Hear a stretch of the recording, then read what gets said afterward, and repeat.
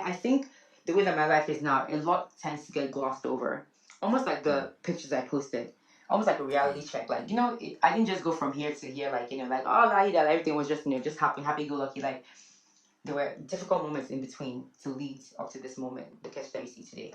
And I wanted that to come through in the book. I wanted people to know that my trying time, no one has really heard any of the details of that time. That, it was not, I wasn't just like, this amazing person that just like, because of, despite what happened to her, she overcame the surges where it breathed. Like, I even if it was hard, I pressed on. Like, it sounds great. That's a nice dramatic story. That's nice on paper. But the reality, it was a step-by-step arduous process. And just there were a lot led up to the Kechi that got confident enough to say that this is who she is now. She's on fire, and she burns through the night at the speed of light. She's on fire, with the heat of the beat right beneath her feet. She's on fire, and the name of the game is to fuel her flame. She's on fire, fire, fire, fire, fire.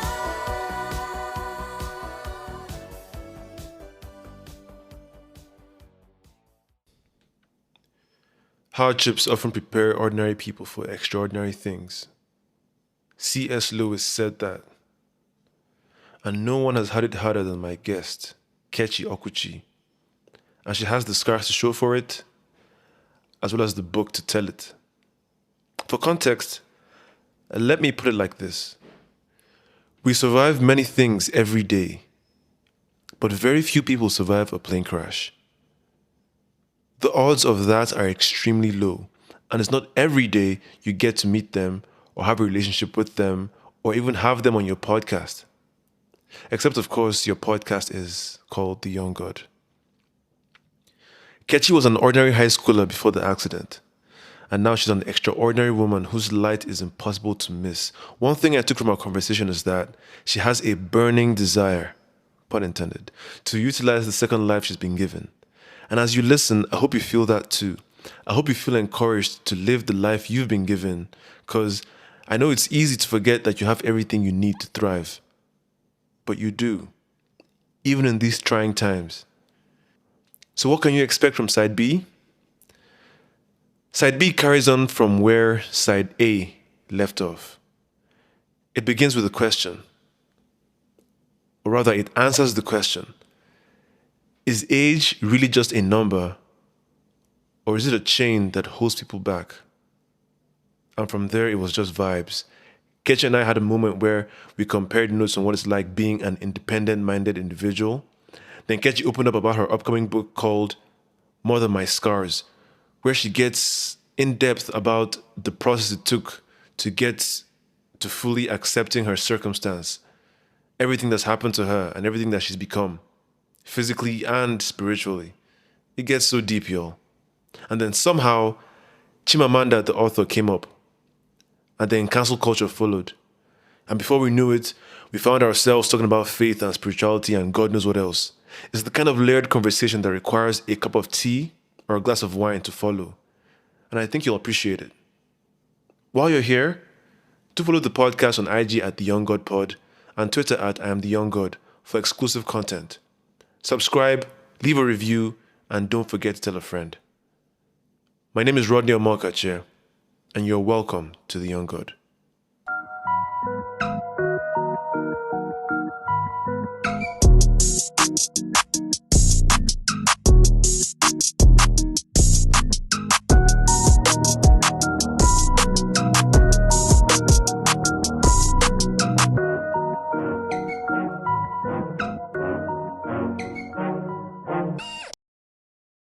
I feel like that's one of the pinnacles of enjoying your life. If at some point you're able to get over that age thing and just live your life. Yes. I'm not gonna lie, it's hard. I can see it in my friends especially, and I can just see that it's hard to really shake off that I guess that it's almost like a conventional perspective that was like impressed upon us, from the time we were children, especially in the society that we grew up in. It was almost like you will get that weird age pressure thing at some point. If you don't get it in your house, you get it outside, you get it somewhere, you get it in media, you get it like, and it's not, and this is not only specific to Nigeria, obviously it's everywhere. But freeing yourself from that is, you can always tell those who have, like, because it's nothing, it doesn't mean anything in the grand scheme of things, how old you are when things happen. Like, if it's meant to happen, it'll happen at its own time, as long as you just keep on, you know, pressing on in whatever your passion is. Nothing has a time. There's no, just like how there's no blueprint for a relationship or marriage. It's the same thing with life and milestone moments in your life, whether it's career or opportunities. Like, it's just gonna happen when it's time, and that time is not something that anyone can determine. It's not your 30s. It's not your 40s. You don't know when it is. That's the point. That's why it's life. It happens whenever you're ready for it. So once I think you get to that place where you can think like that, it's so freeing. Oh my god. Oh my god. It's so free not to care. Oh my god. To not see everything through the lens of aging and dying Yep. and eggs and biological clock and all that. It's Oh my god. again, that's What that a thing about terrible Kerentia, pressure. the world is just designed to get you away from a place Yes.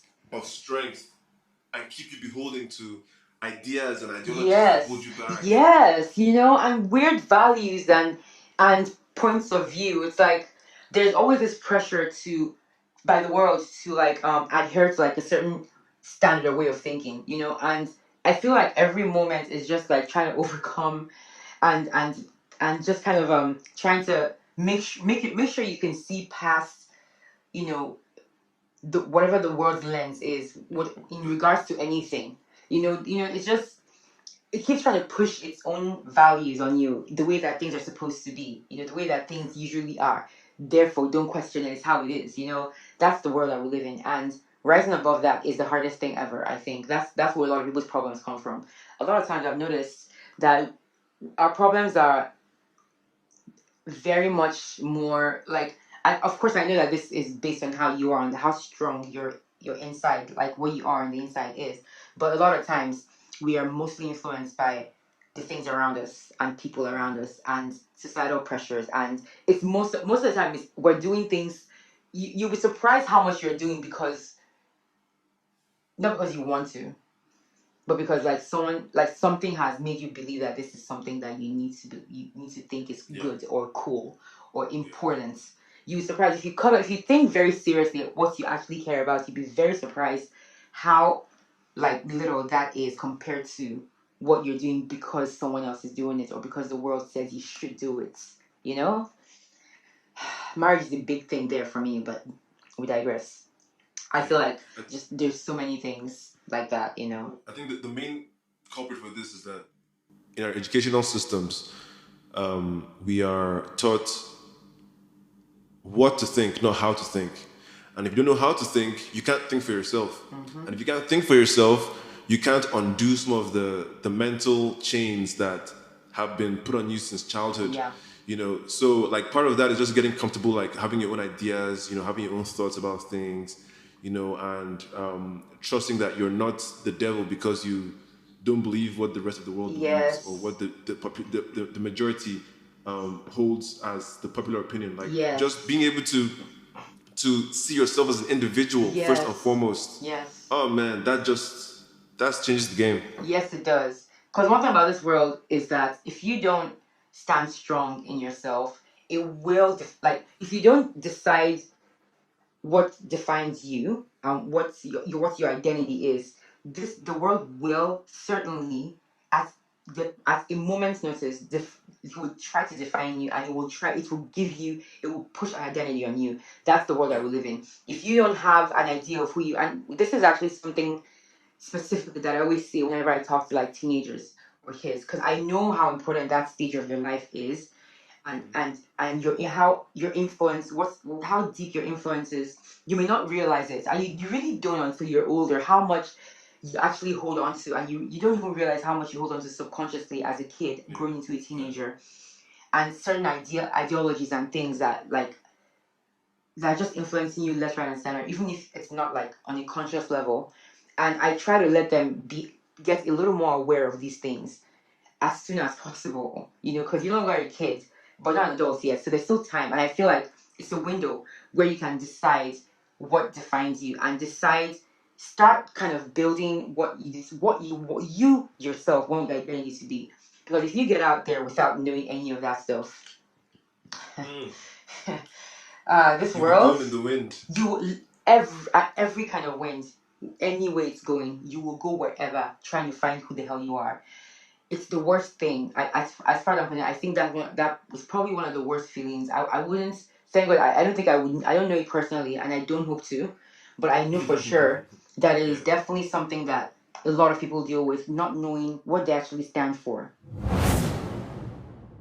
It's really my situation that has given me a lot of this, understanding of life. I don't know that I do believe that a lot of things that I was, and a lot of things that I thought and how I was before the accident informed how I became after.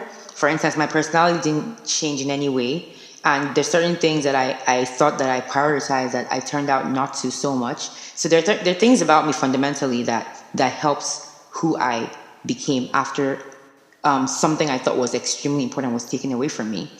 But there's a lot that I learned after as well, like a lot more that I learned after, and I think it's because of specifically the kind of experience that I had. It could have gone one way or the other, and I'm grateful it went the right way. But I feel like because of what happened to me and because of the experiences I've had, due to what happened to me, there are just some things that I never had to deal with or worry about, and I got insight to exactly why you can't let yourself worry about those things. And it's from that place that I speak a lot. It's from understanding how easy it is to be shifted, for you not to have any hold on your identity, how easily it can really change you and make you confused in life. Understanding how that can be and being on the other side of it. And I feel like that's where my confidence comes from, to talk to people about, identity and just, knowing their own and grasping onto their own. So yeah, it's a very important thing and has nothing to do with age. Time for shameless plug. I don't do this full time, even though many think I do. When I'm not podcasting, I'm solving creative problems for my clients. I develop brands, I coach, consult, and offer creative direction. And I'm damn good at it too. My unique point of view can be a real asset to your vision, whether you are rebranding or launching a new campaign.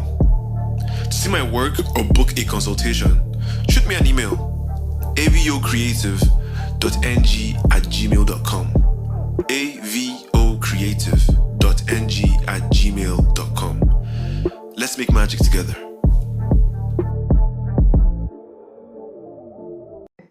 You're writing a book? Yes, I am. I have written a book, matter of fact. Okay. Finished the manuscript, yeah. Wow. Yeah. And the book is going to be coming out in spring 2022, March. It's called More Than My Scars. That's the name of the book. Ooh, snap. This girl is on fire. Pun intended. Pun intended. Yep. Okay. So basically, you're gonna distill all your ideas about yourself and life and what you've experienced into a book. Yes, into a book. It's been a very long journey, and I see this not in terms of just the writing, but in terms of just the getting to the place where I even started to write. This is not something that happened last year or 2 years ago. It's something that happened in 2017 when I was approached. That was the first time I was approached by an agent who watched me on AGT and just felt compelled to reach out to me. And he felt like there was something there. he asked me if I'd ever written anything about my story or whatever. I was like, no. He said that he thinks that that's something I should definitely do. He would love to represent me in the event that I do. And I was absolutely not ready at the time. I told him, thank you, I will let you know. And I just was not, like, because I've always known at the back of my mind that that is something, you asked me before, if I have things that I've always wanted to do and why haven't I done them? And that was one of my things for sure. Knowing that I'm going to write a book. Want to write a book for sure. Just when. I believe I'm a pretty good writer. I think I think I'm more confident in my writing than my singing, as a matter of fact. But writing about myself, my story, that's not fiction, that's different, and that requires a confrontation that I was absolutely not ready for at the time. Past Kechi. And it was just like, why? Why would I? I'm in the middle of growing from her. Hold on. You said something very important right just now. I mean, you said confrontation with past Kechi. Mm-hmm.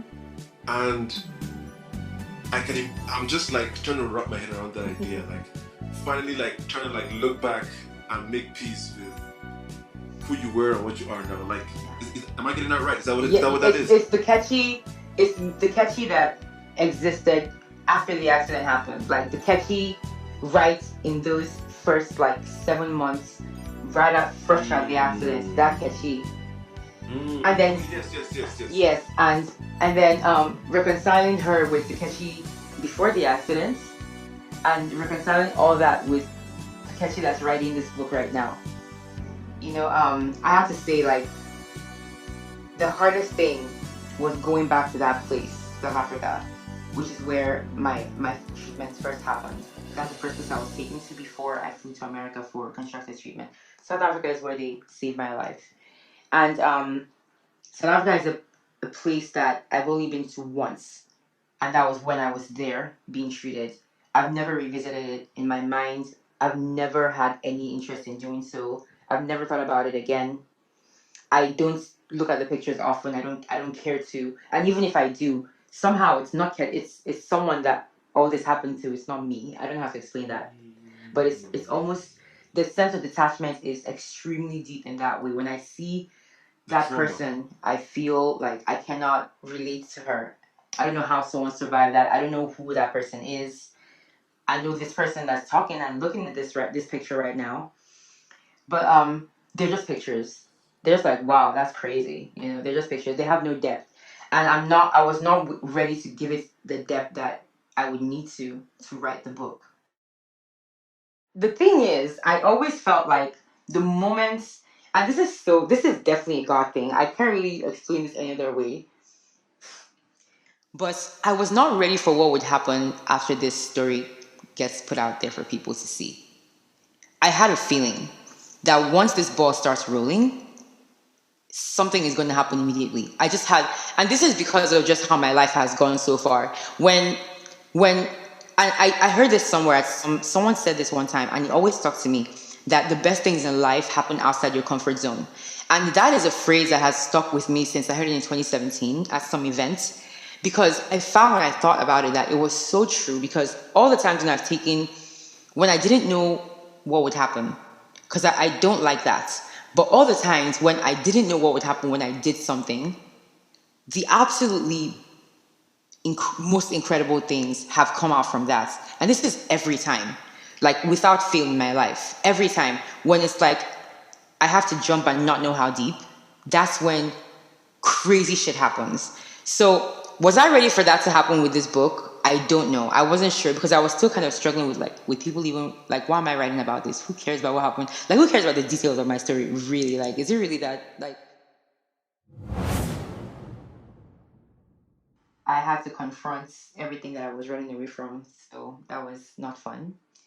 But I had a deadline, so I had to do it. I'm very consequence driven, so I did it, and it was hard. I'm not gonna lie.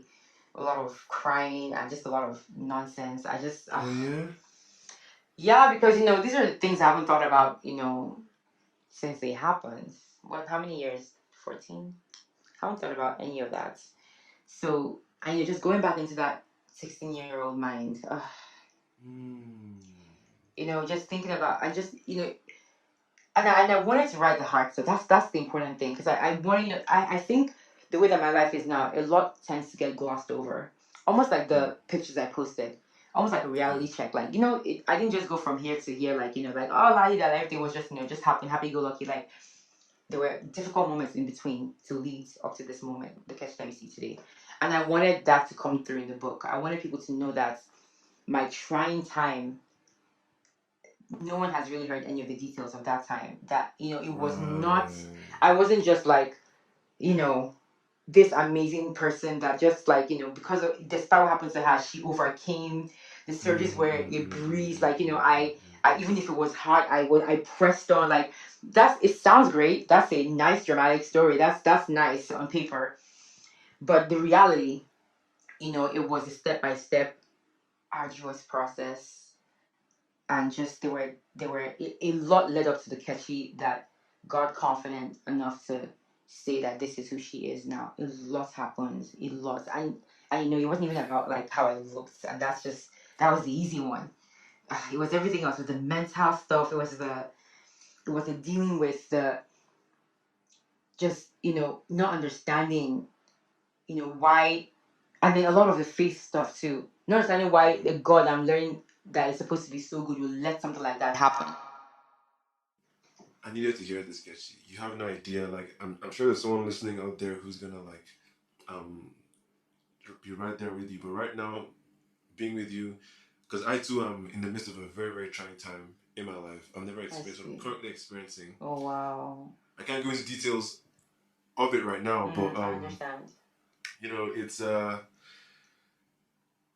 like it's these tests, and I kind of know how it is, right? You have to get through it to see, what at the other end. But right now, in the midst of it, and hearing you talk about how like you've paid your dues and how you've like, literally been through the fire, like literally and figuratively, you've been through the fire, and what comes to mind is like a. That's gonna be the title of this episode, by the way. Oh. Through the fire. Oh, that's nice. Oh, that's nice. I love how that just came to you. I love it. It's wow, perfect. yo. And something else that comes to mind is the metaphor of the phoenix, right? Rising from the ashes, from the flames, like, and just becoming this glorious bird that just shines a light. Like that's the vibe you're giving me, and I get that a lot. I love that. That makes me very. You get that a lot, don't you? I do get that quite a bit. Yeah, it makes me feel very, very happy. You even have the red hair to boots right now. What are you talking about? What? And I always tell people, man, like, I look at Abraham in the Bible, for example, and his story is one that speaks to me because his brand was always unshakable faith. He had the most faith that any human being could ever have in God. And as we said earlier, that when you say you're something, God tests you, the universe tests you. Yes. And so God tested Abraham's faith with the one thing he held close to him. Yeah. And for him, it was his son Isaac, which he had wanted for so long. And then for you, it was probably your looks, or whatever else, That was and definitely for me, a main thing, yeah. Yeah, and on the way to like proving to God that yes, I can sacrifice my son to prove this to you. Even God was shook. It was like, okay, yes. God, bro, I get it. All right, cool, I get it. You're the one. You're the one. You're the one, okay? And then he rewarded him. He rewarded him endlessly for that. So that is similar what was going on with you. You started out somewhere that in the most unlikely of ways, and it's just a testament to how life starts out one way and takes you somewhere else you never imagined. Like completely different. You can never have imagined that this would be you writing a book. What? And here's the kicker. You even have it within your mind to dream and to want to have Chimamanda endorse that book. In no other lifetime could you have ever thought about it. You write a book, sure, maybe, but to have Chimamanda in your mind You're And exactly you know right. for goddamn right she's gonna do that shit. She's gonna read it and she's gonna You think so? endorse the hell. Yes. Yes. I'm gonna hold you to Just that. yes. What she knows, because there's no way she doesn't know about kids. She knows about what you've been through. She knows about America. She knows. But You then think it's so? another I thing hope so. for she might not have any reason to like Yeah. comment because Yeah, you guys yeah. are like worlds apart right now. Mm-hmm. But then you have a book and then you reach out to her personally. She's gonna be honored. She's gonna be delighted to be part of your story, and Amen. that is And right now, Chimamanda is a hell of a role model. Right now, just segue, perfect segue. Perfect, You know, actually. Perfect. you saw her essay on cancel culture the other day. Yep. I'm sorry, but the woman is just, she's just incredible, man. She's so, you know what's interesting is, the author she's talking about, that like spurred this like this thing the essay she wrote. I actually know her. When I went, yeah, I did. I remember. It's interesting. I don't know her now. I don't know the person she has become. I don't know her. I haven't talked to her since primary school, but I grew up with her. Yeah, I did, and it was interesting. It's been interesting to see her own growth and her own movement in life and how the path she's chosen and everything. And then to now see this whole thing unfold with Chimamanda, and then to now read that essay, I was just like, wow, this is, she used it as a perfect segue to like talk about, something that we all, as a society need to address, this cancel culture mentality. And, she just proved once again why she is just this incredible thinker. Because, when you have people that, people can have different opinions and say different things, but there's very few people who can say things and have you actually think and reroute your perspective on certain things. And she's definitely someone that happens with every single time. She's just, she's, She has poise, she has character, she has eloquence, like she carries so herself. eloquent, and man. Yeah, like I look at her, I'm like, that is, someone who is in her element. Yes. And you can't, like, I love the fact that she doesn't even pander to her fans. She doesn't pander to anybody. She doesn't feel the need to, and that's someone who has come into themselves for sure, because she's not doing. I can tell, and anyone can tell that nothing she's doing is for. It's just that the world, we like what she's doing, but she's doing everything she's doing is what she feels like she wants to do, as Shimanda, she's called to do, and it just happens to be that those things, make her lots of money. Shibi, that's the goal, isn't it? Can you just? That's what we all want. We all want to be able to do what we actually want, express ourselves exactly as we want to, without any kind of bias or any kind of influence, and be accepted. Be accepted like that, and accept the good and bad that comes with that.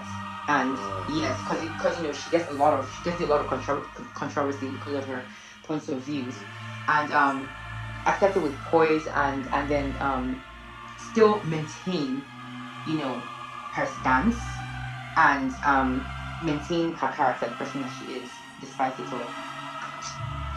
She's not only a commendable author, but she's a commendable person. I've never met her, but I feel that she's someone that is it would be hard to shake her self assurance, I suppose is the word. She's someone that is hard to shake for sure.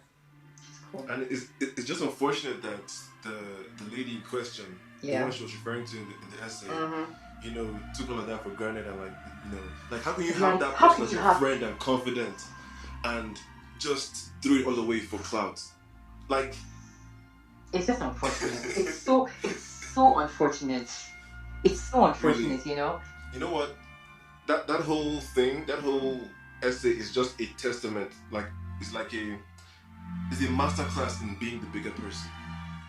Like, if you ever wanted to see what that looked like, what that was like, an example of that, that was what that is. And being the bigger person, not just in how she handled it, but like in her stature in the writing industry. Like, she had like the grace and poise and the kind of the way she responded to, it's not, she didn't tweet.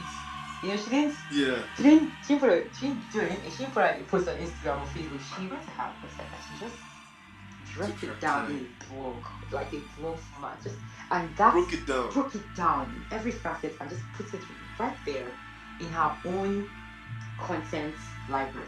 You understand? Like that's taking power in such a cool way, man. I learned a lot too. Like how to handle things. Like it's she's a cool woman, man. Wow. She's cool. So she's imagine that sort of person endorsing your book. Man. Not plenty that. Run here, listen. Listen. Shameless plug alert. If you own a brand or a business, you should really consider becoming a sponsor of this podcast. It's a cool and effective way to reach new audiences. I'm always on the lookout for partnerships that would be a good fit for me and, most importantly, give value to my audience. As a sponsor, you will have access to my many creative talents. I will craft a message so sharp, one that will cut through the noise like a knife. I will make it seem like your product holds the key to eternal life itself. I will so wash you in front of my audience, authentically of course. Call it authentic wash. Bottom line is, you can never have enough brand awareness, and podcasts are a great way to build that. To discuss options, shoot me an email, avocreative.ng@gmail.com. avocreative.ng@gmail.com. Let's make magic together. What I'm waiting for you is something that will happen in your life, like some event. I don't know what that will mean so much to you that you will say everything that's happened in your life.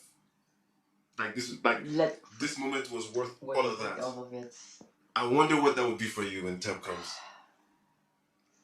I wonder what that would be. I do wonder what that would be. I hope that when it happens, I recognize it. I really do. I think I will. You will. I think I definitely will. It's pretty. I think you're someone who's very in the moment. Like you're very present, which is very important when you're living the life you do. You can't afford to like let life pass you by. Like days be a blur. Like every moment, means something. So when it does happen, you will notice. Maybe we'll have a conversation then. Whoa! I mean, I'm a fan. I'm a fan even before, like, and what's really cool for me is that I was a fan before the accident. I was just. I am done. You're so silly. I'm so done. I just like that. That was so funny.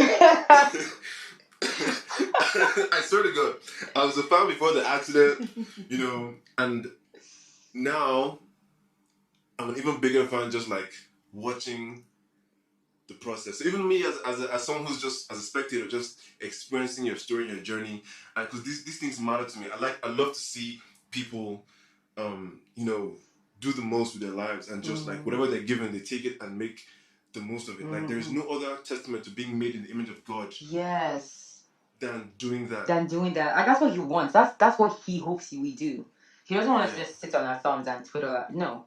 He gives us this life so we can live it fully, and he gives us certain passions. That's why we're all different. So we can explore every single one of them fully as well. He doesn't want us to just return to him the exact way he put us here. Like absolutely not. So yeah, I think you're exactly right. That's exactly what I feel like. That is definitely a big part of what it means to be made in his image. Very much so. Like living out what he wants, living out whatever it is, the unique thing that he puts inside each one of us, living it out and exploring it to the fullest. I think that's a very important part of living. Very much so. And appreciating life. Oh yeah. Appreciating it, because there's a tendency to feel like, what's the point of all of this? Yes. Just hustle and you die. Yes, like, yes. That nihilistic. And almost, that actually comes up a lot. I won't even lie. I think about that sometimes. It happens a lot of times and it's such a distraction, because it's so untrue. It discounts everything you've already gone through. It discounts the hardships you've overcome. It discounts the things that happened in the past that were memorable and fun and wonderful to you. Like, just because right now in this moment you feel like things are just hopeless, it's not always been that way. You can't just use this moment to discredit everything that has happened since you were born. There were good things, and when they were happening, you were happy they were happening. And just that alone, like, it's worth living for me. It's important. Now everything matters, big and small. So, yeah, when things happen, and you're just like, what is it? Who cares? You're gonna die anyway. Like, no. Like, of course, yes, you're gonna die anyway, but like, that's no excuse to not live. Like, no. Yeah. So yeah.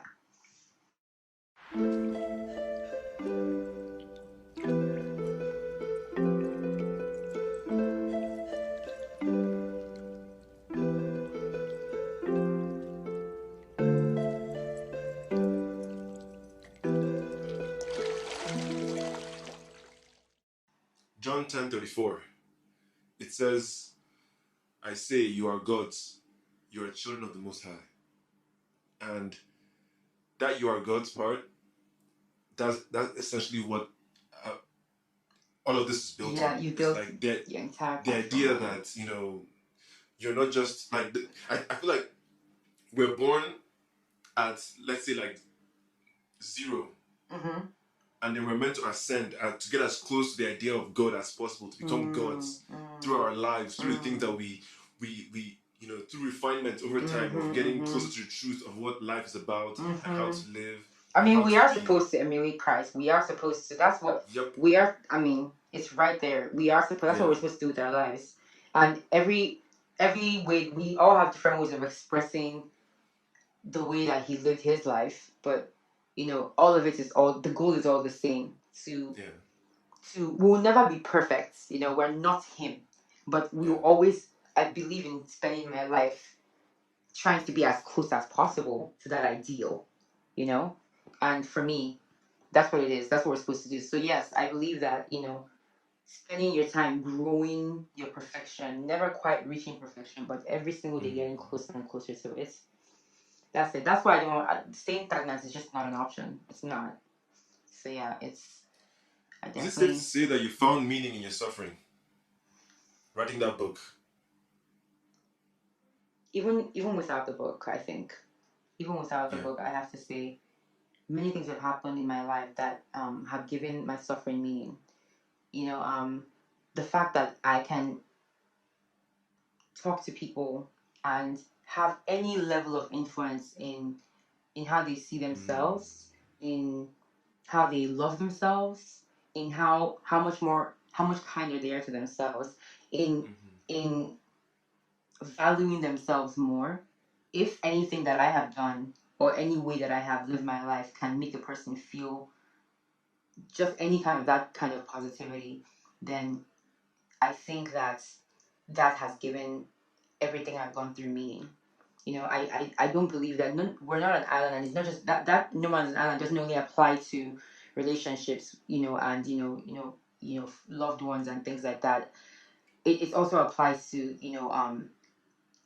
what our purpose is in this world. We're not here for only ourselves. I don't believe that. We're not just born to only affect ourselves. In fact, it's impossible to. Just by virtue of being a human being born in this world, you're going to meet people, whether like it or not, and you're going to influence them in different ways. And what kind of impression do you hope you leave behind with each person that you meet? I'm not saying every meeting is going to be significant, but you don't know right now what is going to be significant or not. Yeah?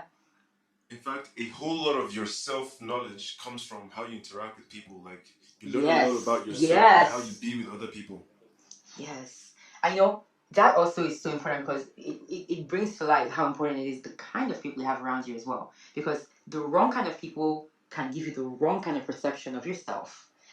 But if you have genuine people around you, and the only way you can really do that is to be genuine yourself, that's the only way to have a true mirror image of who you are. Because if you're putting out your actual self there, then you have no problem in accepting the reflection you get back from other people because they're seeing you, and so when they react to you, when they talk about you to you, when they interact with you, you can be sure that like, okay, what this person says, she knows me, I think, and she's talking from a point of view of someone who is seeing me, so you can trust that what she's reflecting back or he's reflecting back is actually Kechi or Rodney.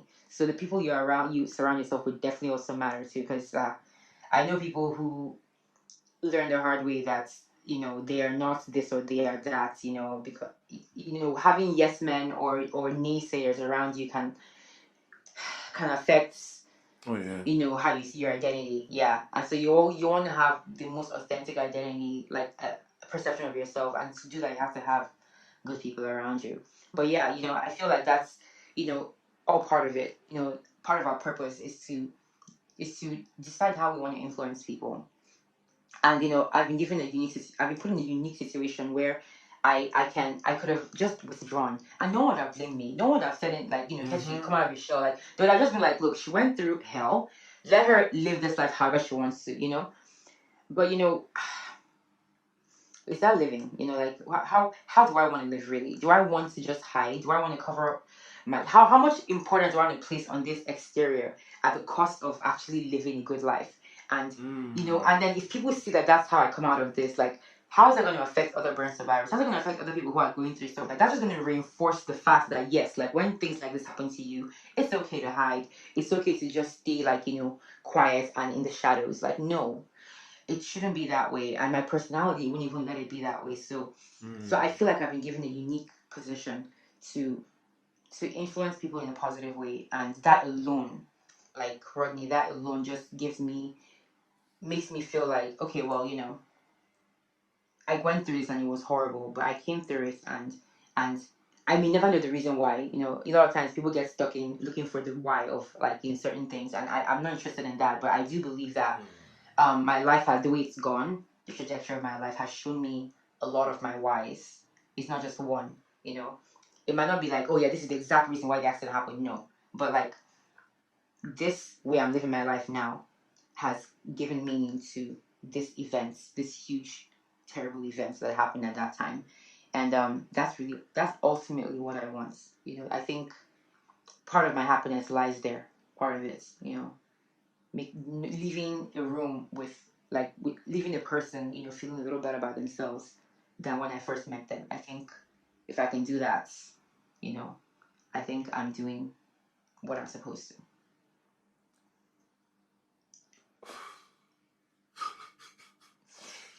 Bust my brain, Kechi.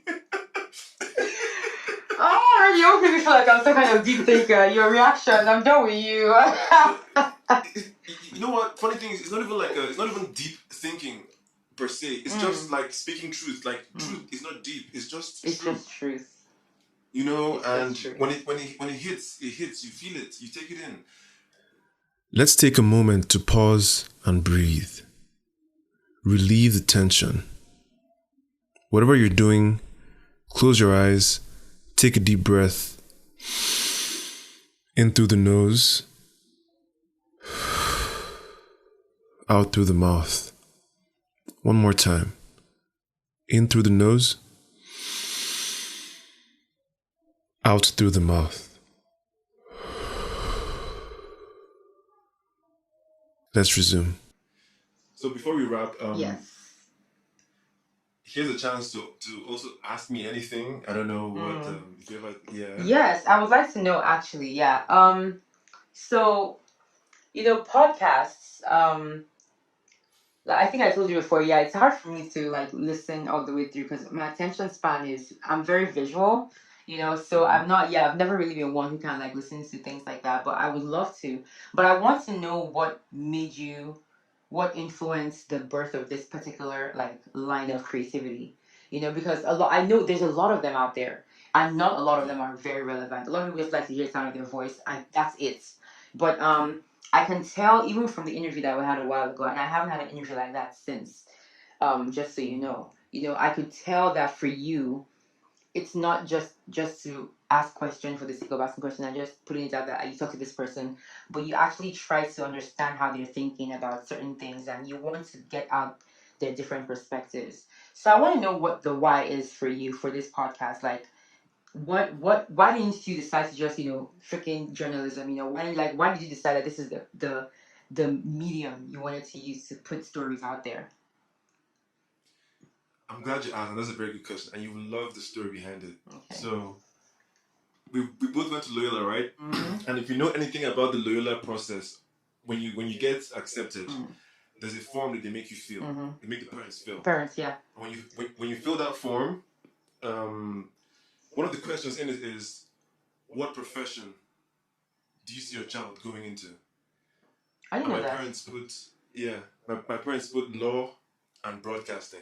Are you serious? At age 10, they figured that I was on this trajectory. They just didn't know how. Broadcasting. That's actually Yeah. very. That's. And I only found out when I turned 30. My dad gave me the Are phone. you when I turned 30. serious? Yeah. It was crazy. Oh my god! And Yeah. that's I want to say a little unusual that they even like thought like that's a little out of the box actually.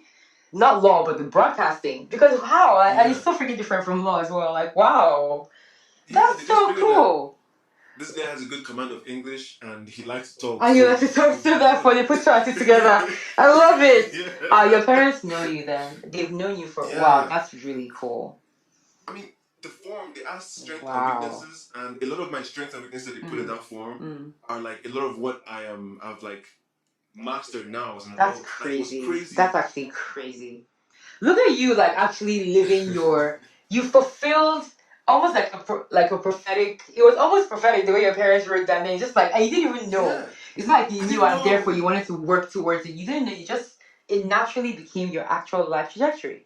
That's wild. Yeah.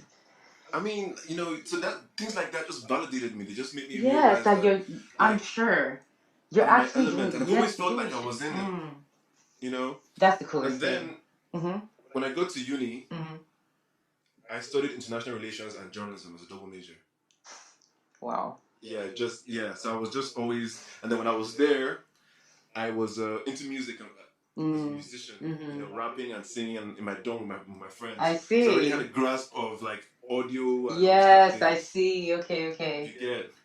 So then when I graduated, I became a photographer. That was one of the. I just yes. creative expressions. Yeah. And So you're really you're really good at like gifted at that as well. I remember that. Yeah, I mean, if I just say so myself, but I mean, you said it, not me.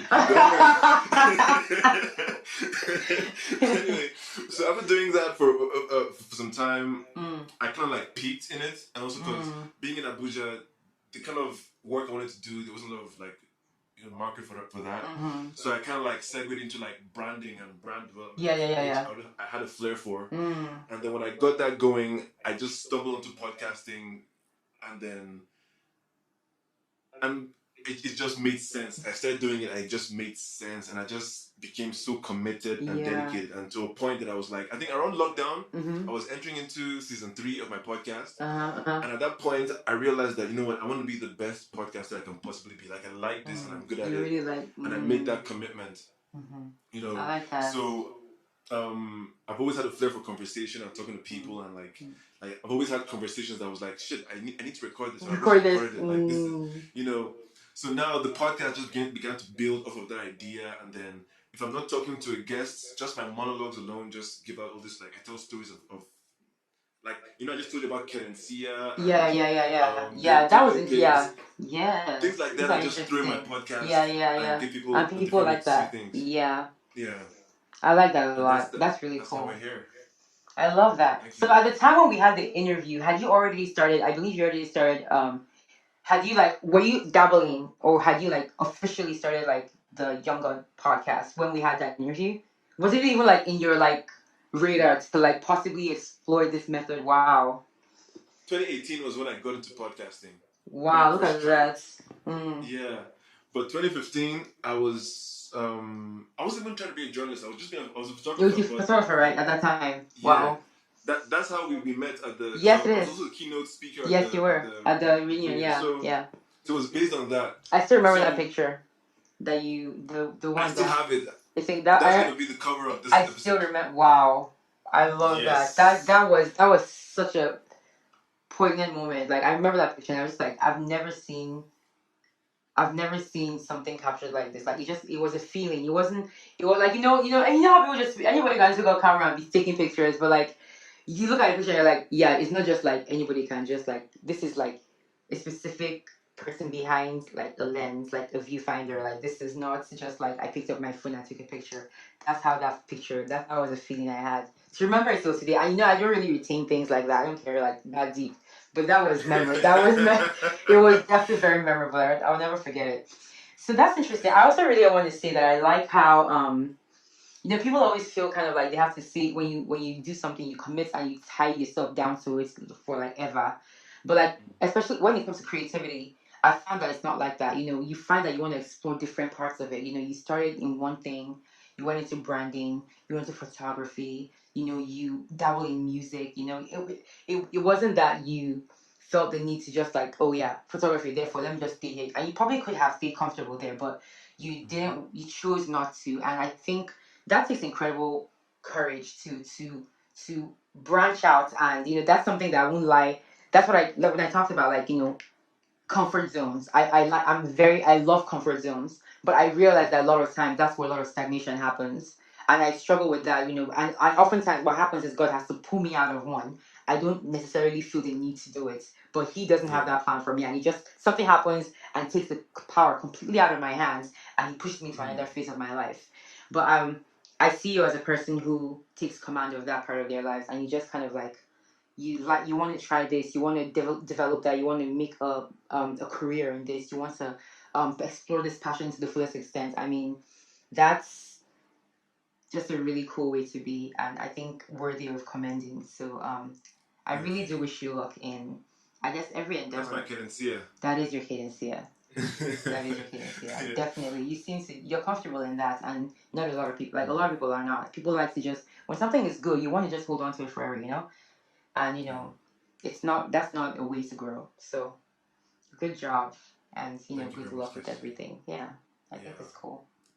It's very just cool. say that you should know that you're living, like the life you're living, the things you're doing. You're a hero to everyone who's ever lived. 1, 2, you're also living like you're living for 60 people. Keep that in mind.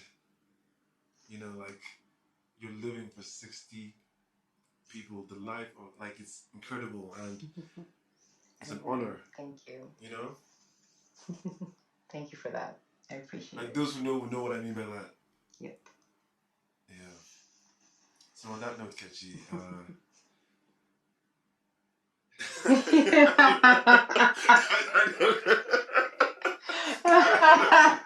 this has been a lot of fun, and I knew it would be. Yes, it is. Yeah, that's why I wanted to do it as soon as possible. Because, yeah, I tend to when I get things like this, I'm like, let me just, because I don't like. I actually have like 2 other things today, and I could have just put this on another day, but no, I remembered our last interview, quote unquote. Even though it was on paper, it felt really personal. It was good, and it's good vibes, really. Yeah, so. And we've been actually trying to do this for a bit, like trying to reconnect and do this anyway. So I'm really happy I agreed. I'm really happy that we could do it now. I feel like, every time things happen when they happen, they're supposed to happen at that time. So yeah, I hope that this is a good episode, and I had fun. I really did. if life is just a series of ridiculous attempts to be alive, you're a hero to everyone that's ever lived, Kechi. Your story and your truth have blessed this podcast. I feel like God Himself breathed on this podcast just by having you on. And there you have it. Kechi Okwuchi on the season premiere of The Young God. Thank you for listening wherever you are in the world, wherever you're coming from, whether it's your first time, hopefully it's not your last time. But thank you for tuning in. There is more where that came from, more to come, and more that's already been done. Just scroll down and see all that we have covered, all the guests, all the conversations, all the vibes, all the stories. It's unlike anything you ever heard. Be sure to subscribe, leave a review, and share with your people. Most importantly, share with your people. You can find the podcast on IG at The Young God Pod and Twitter at I Am The Young God for exclusive content. Slide in my DMs and tell me how you feel. I'd love to hear from you. And one more thing. Whatever you do, be the difference. Rodney out.